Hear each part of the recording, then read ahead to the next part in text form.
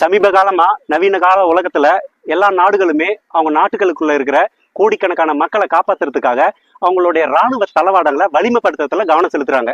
அதே போலதான் நம்ம உடலுக்குள்ள இருக்கிற 37.2 லட்சம் கோடி செல்களை காப்பாத்துறதுக்கு ஒவ்வொருத்தருக்குள்ள உடலுக்குள்ளேயும் ஒரு இராணுவ தளவாடம் செயல்பட்டு இருக்கு. அந்த இராணுவ வீரர்களுடைய பெயர் என்னன்னா டி செல்கள்னு சொல்லுவாங்க. இந்த இராணுவ வீரர்களை வழி நடத்துறதுக்கு தைமோசின் அப்படின்ற ஒரு இராணுவ பட தளபதி அவர் வழி நடத்துறாரு.